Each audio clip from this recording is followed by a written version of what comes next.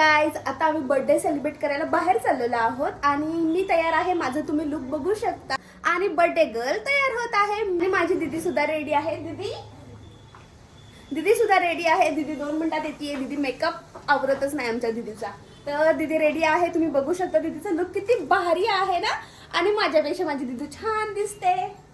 सगळ्यात मजेदार गोष्ट म्हणजे तिला काहीच कल्पना नव्हती आम्ही कुठे जाणार, काय प्लॅन आहे, कोण भेटणार, काहीच नाही.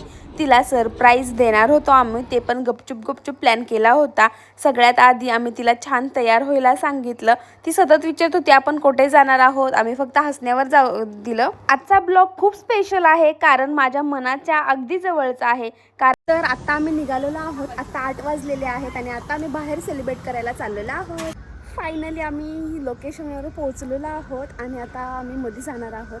तर या ठिकाणी बाहेरूनच मस्त वाटते, मध्ये गेल्यावर बघूयात. शेवटी आम्ही पुण्यातील एका सुंदर रेस्टॉरंटमध्ये पोहोचलो. स्पेशल दिवसासाठी स्पेशल ठिकाण आणि त्याहून स्पेशल म्हणजे आम्ही पूर्ण फॅमिली एकत्र होतो. खरं सांगायचं तर इथे प्रचंड गर्दी होती. आम्ही आधीच आमचा टेबल बुक केला असल्यामुळे आम्हाला तिथे काहीच अडचण आली नाही. आम्ही लगेच टेबलवर जाऊन बसलो आणि आम्ही ऑर्डर दिली. ऑर्डर दिल्यानंतर आमची एकामागून एक डिश येतच होती.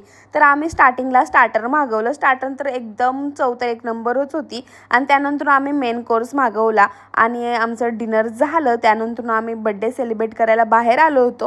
चला तर मग तुम्हाला मी रेस्टॉरंटची थोडीशी झलक दाखवते. रेस्टॉरंट तर एक नंबर होतं. आम्ही त्यानंतरून त्यापेक्षा जास्त खास काय होतं माहिती आहे का, तर पूर्ण फॅमिली एकत्र बसून निवांत गप्पा मारत डिनर करणं.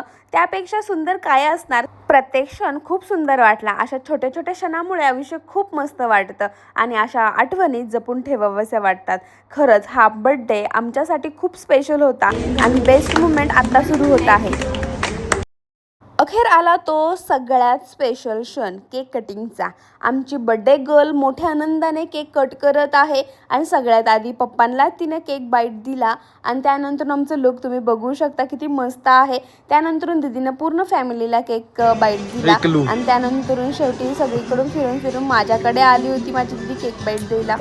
आमच्या बर्थडे गर्लने सगळ्यांना प्रेमाने केक भरवला. त्यानंतर आम्ही सर्वांनी तिला सुद्धा केक भरवला आणि हा क्षण आमच्यासाठी खूप स्पेशल होता. आता मी तुम्हाला बर्थडे गर्ल